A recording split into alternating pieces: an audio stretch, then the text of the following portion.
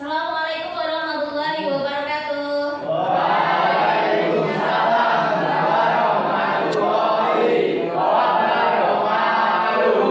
Anak-anak, bagaimana kabar hari ini? Alhamdulillah baik. Alhamdulillah baik, semuanya berarti sehat ya. Kita awali dengan senyum bahagia untuk memulai sebuah pembelajaran. Oke, sebelum memulai kita berdoa dulu ya. Ketuanya silakan disiapkan. Di depan duduk siap gerak. Doa mulai.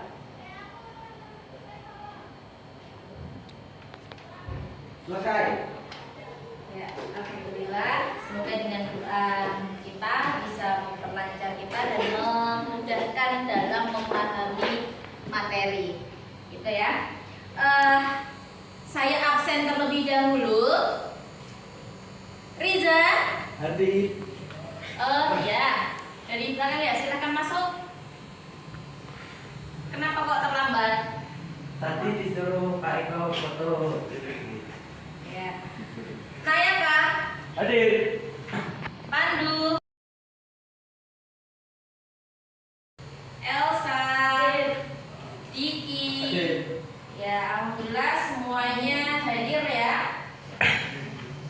Coba Bunda pengen melihat kalian sudah rapi apa belum ya? Silahkan berdiri semuanya. Dilihat bajunya sudah rapi kah? Baju dimasukkan pakai dasi. Dasi Oke. pakai dasi. Ya, cukup membuat kita agak fresh ya. Apa? Dilihat coba bawah meja kalian bersih belum?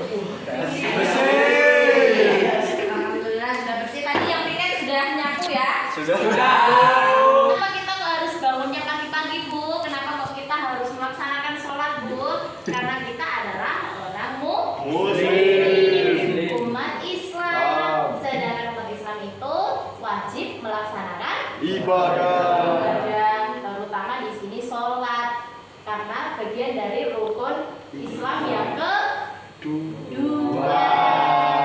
Ya toh, nak ditakoni gimana sholatnya, kok nggak pada sholat lah, kita siap-siap aja tuh antara surga dan neraka, pilih yang mana kan gitu. Surga. Nah, di lisannya selalu berkata surga, tapi kadang-kadang kenyataannya perilakunya tidak mengarah kepada surga, tetapi banyak yang menyeleweng hingga akhirnya bisa jadi jatuh kepada neraka. Oke, sesuai dengan apa nanti yang Bu Ida sampaikan ya, karena tema kita hari ini tadi tentang larangan pergaulan bebas dan perbuatan Zina. Sebelum masuk kepada tema itu, masih adakah yang ingat minggu kemarin kita membahas tentang apa? Iman kepada malaikat. Ya, iman kepada malaikat ya. Sebelum masuk lebih jauh, Bu Ida mau menyampaikan tentang kompetensi dasarnya yang akan kita bahas pada hari ini, yaitu menyajikan keterkaitan antara larangan berzina dengan berbagai kekejian atau fahisyah yang ditimbulkannya. Dan juga di sini tujuannya ya, tujuan pembelajarannya nanti setelah kalian mengolah informasi, peserta didik mampu menyajikan keterkaitan antara larangan berzina dengan berbagai kekejian yang ditimbulkannya dan perangai yang buruk sesuai dari Quran surat Al-Isra ayat 32 dan juga Quran surat An-Nur ayat 2 dengan tepat. Nah, coba di sini Bu Indah tampilkan ya, ada sebuah kasus nih. Ada sebuah kasus. Coba kalian amati ya, anak-anak coba amati. Apa coba? Seorang ibu membunuh anaknya yang telah dilahirkan. Iya. Ada seorang ibu membunuh anaknya yang baru dia lahirkan. Ini adalah sebuah kasus. Kasus di mana ini mungkin tidak asing lagi bagi kita. Pernah nggak di lingkungan kalian yang mungkin ada penemuan bayi atau apa gitu? Nggak ada? Mungkin Sering ya mungkin ya.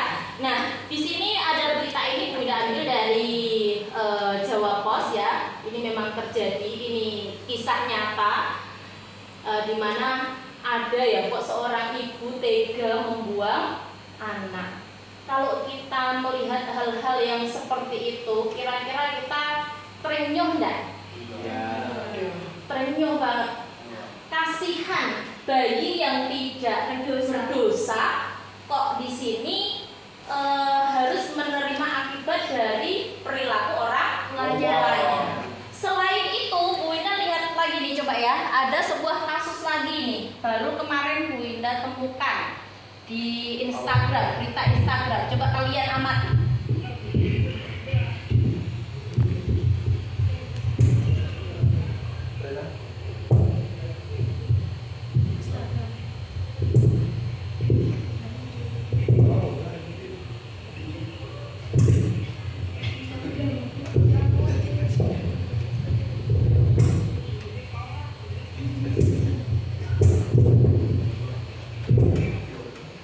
Nah, anak-anak, apa yang kalian lihat di situ?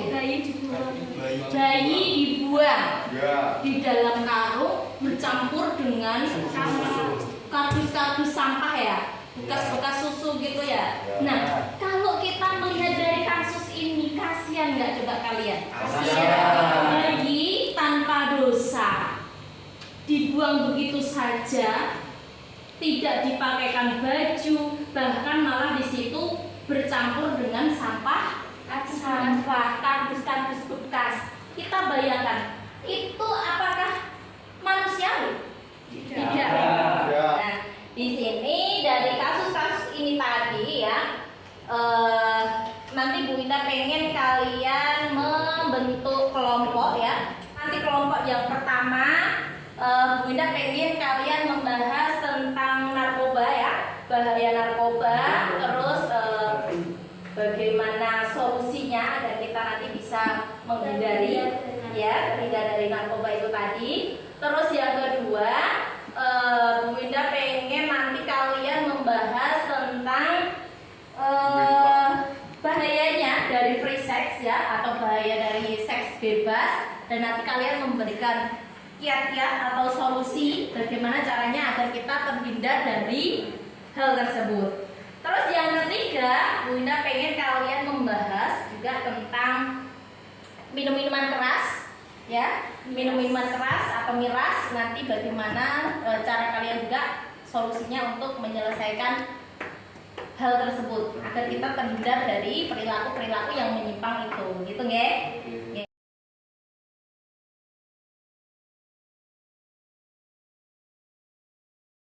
Seks bebas ya, tentang seks bebas. Nah, kira-kira di sini apa sih bahayanya dari seks bebas itu, dan kalian memberikan solusinya gitu kan? Ini bisa browsing ya, anak-anak ya. Jadi silakan kalian bisa browsing, dan juga kalian bisa buka-buka buku paket kalian. Silakan yang bawa handphone bisa dibuka.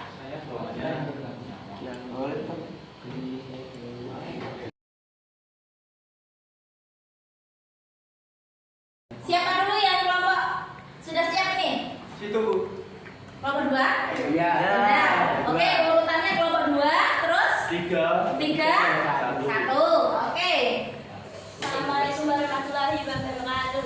Waalaikumsalam warahmatullahi wabarakatuh. Perkenalkan, saya Elsa, mewakili dari kelompok 2, ingin mempresentasikan tentang bahaya seks bebas dan cara menghindari dan solusinya. Dampak pergaulan bebas pada kesehatan: 1. Writer. 2. Sifilis. Dampak pergaulan bebas pada pendidikan: 1. Presentasi akademik menurun. 2. Tawuran. 3. Putus sekolah. 4. Hamil di luar nikah. Cara menghindari pergaulan bebas dengan benar dapat dilakukan melalui sesuatu proses sejak seseorang berusia dini: memperkuat pendidikan agama, mempererat hubungan orang tua dan anak, memberikan pendidikan seks pada anak dan remaja, menghindari lingkungan yang tidak kondusif, memperluas pengetahuan. Sekian presentasi dari saya. Ada yang ditanyakan dari presentasi kelompok 2? Sudah cukup jelas? Ya.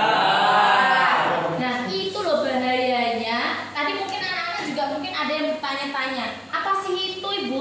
Penyakit apa kok namanya asing-asing semua? Itu adalah jenis-jenis bakterinya gitu. Ada yang salah satu bakterinya mungkin di situ bisa menimbulkan di alat kelamin jadi gatel, bernanah, bau busuk. Ini sudah bagus sekali dari kelompok 2. Coba berikan tepuk tangan. Perkenalkan, saya Nayaka, perwakilan dari kelompok 3 ingin mempresentasikan tentang bahaya minuman keras, cara menghindari dan solusinya. Sebuah riset menunjukkan bahwa kebiasaan mengonsumsi minuman beralkohol merupakan salah satu penyebab kematian tertinggi.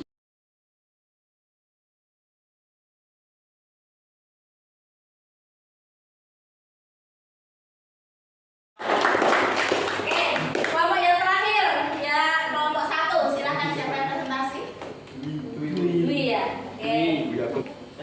Saya di sini mewakili kelompok 1 untuk mempresentasikan bahaya narkoba, cara menghindari dan solusinya. Cukup? Tidak ada pertanyaan lagi? Cukup. Terima kasih. Berikan tepuk tangan untuk kelompok 1. Alhamdulillah, saya rasa dari apa yang disampaikan setiap kelompok itu sudah luar biasa sekali, sudah sangat bagus sekali. Dari berbagai permasalahan yang ada di lingkungan kita bisa belajar ya. Jangan sampailah kita terjerumus kepada hal-hal yang negatif. Tadi presentasinya juga semuanya sudah luar biasa. Siapa nih yang bisa memberikan kesimpulan dari apa yang disampaikan di hari ini tadi? Siapa coba? Saya. Siapa? Saya. Arti ya? Ya, silahkan coba. Bagaimana kesimpulannya? Setelah mempelajari tentang kajian Quran Surat Al-Isra ayat 32 dan Quran Surat An-Nur dan hadis tentang larangan pergaulan bebas dan zina, kita akan memahami bahwa zina adalah suatu perbuatan yang keji yang bahkan mendekati saja dilarang oleh Allah Subhanahu wa Ta'ala. Selain itu, Allah Subhanahu wa Ta'ala juga menetapkan hukum bagi pelaku zina, baik laki-laki maupun perempuan. Ya, betul. Terima kasih semuanya sudah paham ya tentang materi kita hari ini. Paham? Ada yang ditanyakan? Tidak.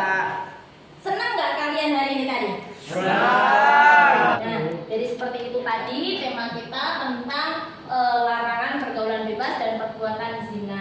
Semoga apa yang bisa kita pelajari hari ini tadi bermanfaat ya untuk hidup kita, membuat kita semakin berhati-hati, membuat kita semakin memilah-milah mana sih perbuatan yang benar dan mana yang salah, mana sih yang bisa berefek baik dan mana yang efeknya buruk, mana yang bisa mendapatkan pahala dan mana yang bisa mendapatkan dosa. Nah, jadi seperti itu. Ada pertanyaan? Tidak? Ya.